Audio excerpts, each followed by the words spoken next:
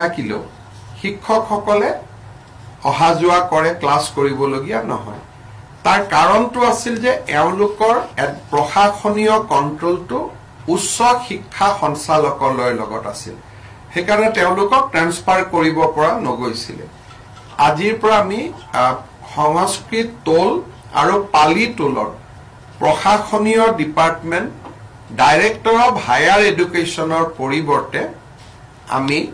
directorate of secondary এডুকেশ্যনলৈকে আমি বদলি কৰিলো আপোনালোকে জানে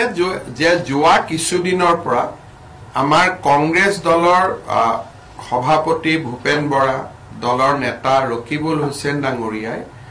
গো মাংসৰ ওপৰত তেওঁলোকে অস্বস্তি প্ৰকাশ কৰিছে বিভিন্ন স্থানত আৰু যেন তেওঁলোকেও গো মাংসৰ প্ৰচলন নিবিচাৰে তেনেকুৱা এটা ধাৰণা এটা ৰাইজৰ সন্মুখত তেখেতসকলে দিছে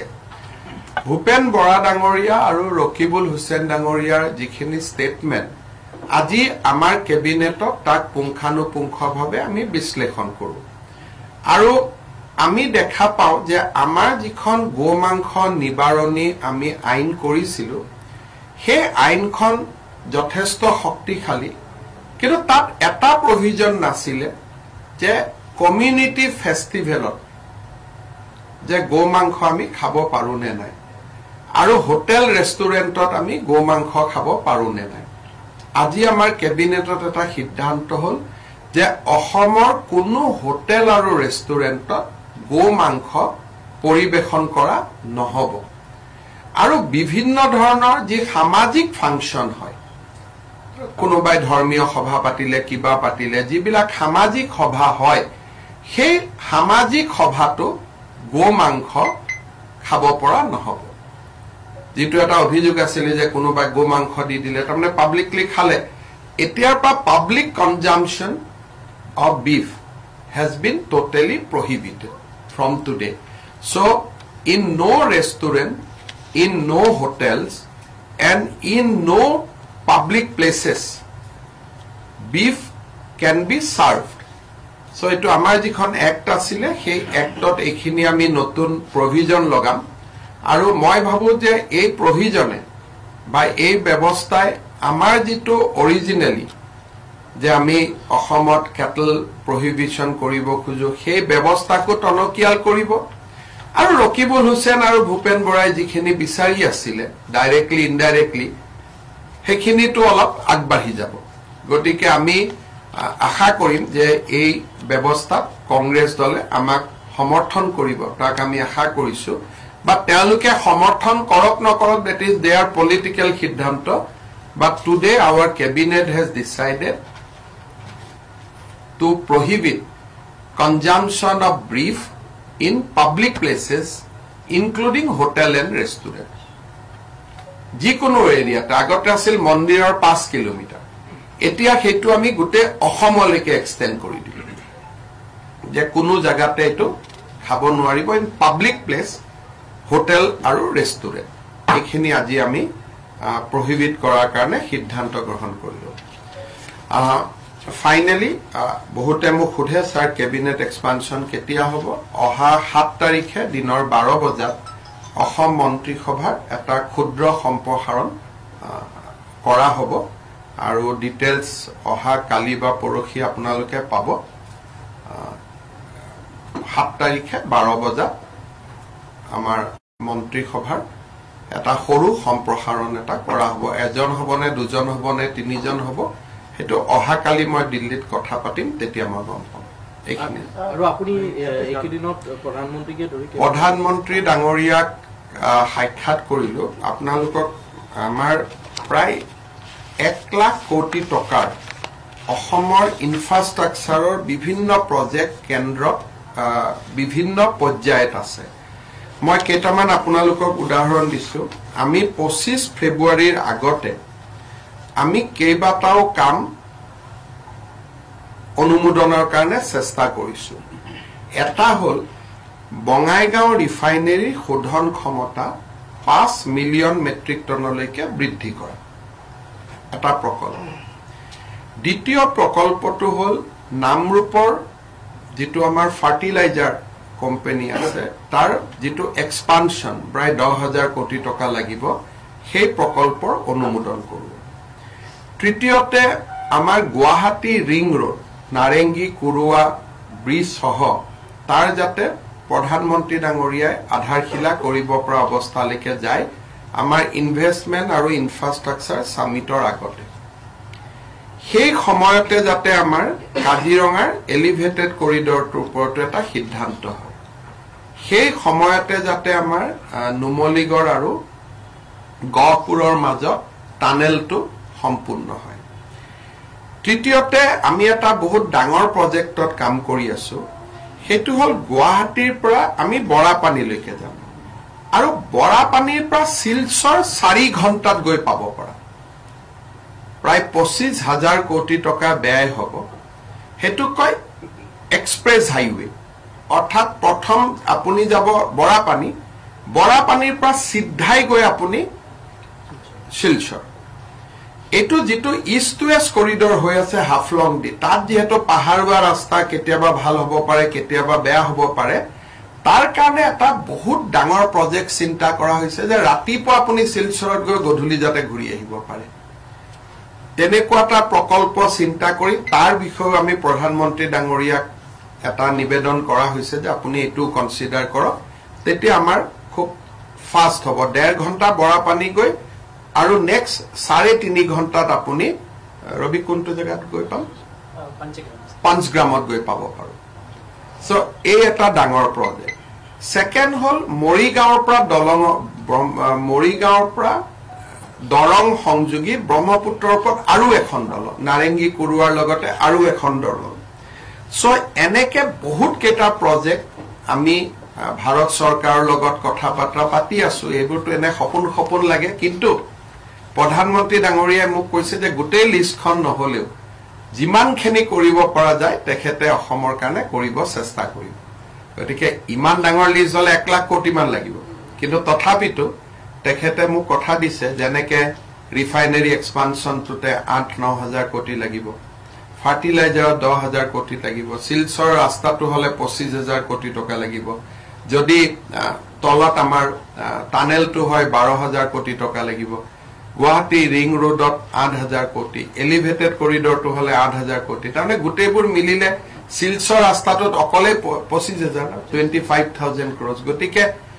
এবিলাক একোটা বহুত ডাঙৰ কথা কিন্তু প্ৰধানমন্ত্ৰী ডাঙৰীয়াই আশ্বাস দিছে যে গোটেই লিষ্টখন নহলেও 25 ফেব্ৰুৱাৰীলৈকে তেওঁ অসমক যিমান পাৰে ভাল খবৰ দিবৰ কাৰণে চেষ্টা কৰিব তাৰ লগত আমাৰ গুৱাহাটীৰ দুই পাৰে জাগিৰোড আৰু পলাশবাৰী এই গোটেই প্ৰকল্পখিনিক লৈ গুৱাহাটীক সামৰি দুখন স্যাটেলাইট সিটিৰো কথা চলি আছে তাতো প্ৰায় 10,000 কোটি টকাৰ বিনিয়োগৰ কথা আছে গতিকে বিভিন্ন ধৰণৰ আঁচনি আমি 25 ফেব্ৰুৱাৰীৰ ভিতৰত অসমৰ কাৰণে ভাল খবৰ যিমান পাৰো লব কৈছো ৰেলৰ ওপৰতো এটা ডাঙৰ প্ৰজেক্ট আছে যে গুৱাহাটীৰ পৰা ডাইৰেক্ট ভুটানলৈকে গেলেফুলৈকে এটা ডেডিকেটেড ৰেল লাইন সো গতিকে বহুত বিলাক সপোন লৈ এবাৰ আমি দিল্লীত আহিছিলো আৰু সকলো মন্ত্ৰীয়ে খুব পজিটিভলি ৰেসপন্স কৰিছে ডিপাৰ্টমেন্টে কৰিছে আৰু বহুত বিলাক কামৰ চৰ্চা হৈছে গতিকে মই ভাবো যে 25 ফেব্ৰুৱাৰীলৈকে আমি এটা এক্সাইটিং টাইম এটা অসমৰ কাৰণে বহু বিলাক কাম আমি 25 ফেব্ৰুৱাৰী সামিটলৈকে কৰিব পাৰিম বুলি মই আশা কৰিছো অখিল গগৈ এটা কথা কৈছিল আপুনি এই বিলাক কামত আৰু অখিল গগৈ আৰু ওপৰত আপুনি 25,000 কোটি টকা ৰাস্তা টানেল এলিভেটেড কৰিডৰ ইয়াৰ লগত অখিল গগৈ খাপ খায় নেকি কিন্তু তেওঁ এটা প্ৰশ্ন মই কলো না আপোনালোকৰ কাৰণে অখিল গগৈটো ডাঙৰ মানুহ মোৰ কাৰণে টানেল ডাঙৰ কথা ৰিফাইনাৰী এক্সপানশন ডাঙৰ কথা গতিকে এইটো গোটেই আপুনি এইটো প্ৰশ্ন সুধি যে এতিয়া আপোনাক গালি পাৰিব মানুহ যে এই খাপ নোখোৱা কথা কৰপা কৈ দিলে স্যাৰ মন্ত্ৰীসভা সম্পৰ্কৰ লগতে ৰাজ্যিক সভাপতিও কিবা ৰাজ্যিক সভাপতি নিয়ম মতে আমাৰ এজন সভাপতি দুবাৰ থাকিব পাৰে গতিকে ভৱেশ কলিতা ডাঙৰীয়াক দলে দ্বিতীয়বাৰ সভাপতিও নিৰ্বাচন কৰিব পাৰে বা পৰিৱৰ্তনো কৰিব পাৰে কিন্তু ইউজুৱেলি আজিলৈকে আমাৰ দলত যিমান প্ৰেসিডেন্ট হৈছে সকলো দ্বিতীয়বাৰলৈকে দুটা টাৰ্ম সকলোৱে পায় এটো নিয়ম নাড্ডাজিও দুটা টাৰ্ম লৈছে বা দলত গতিকে মই ভাবো যে এটো আমাৰ সংগঠন পৰ্ব পৰ্যায়ক্ৰমে হৈ আছে এই বিষয়ে জানুৱাৰীতে আমি গম পাম আজি আমি গম নাপাওঁ মন্ত্ৰীসভাত বৰাকৰ পৰা স্থান পাব পাৰে নেকি ডেফিনেটলি স্থান পাব বৰাকৰ এজনে পায় নে দুজনে পায় তাৰ কাৰণে এজনো আৰু নামনি এজনে পাব বুলি ওলাইছে অসমখনটো এখনেই আৰু গতিকে অসমৰ পৰাই হ'ব কিন্তু তথাপিতো এতিয়া কেইজন হ'ব অহাকালি মই মহাৰাষ্ট্ৰত যাওঁতে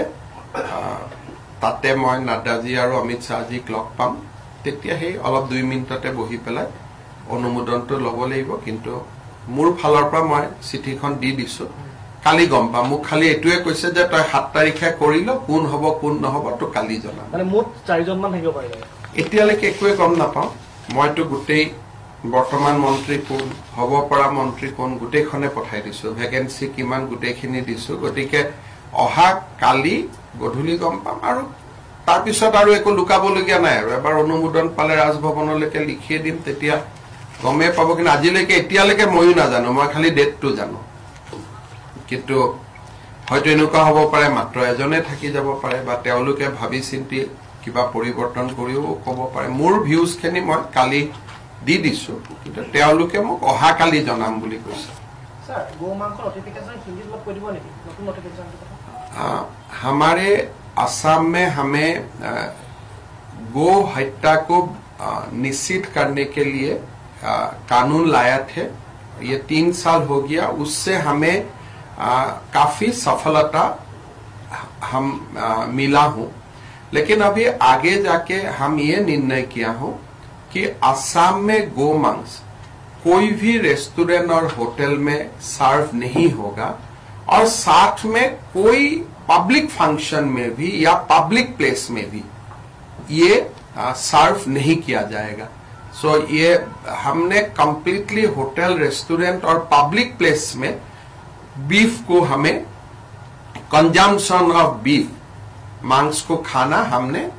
आज से बंद करने का निर्णय लिया पहले हमारा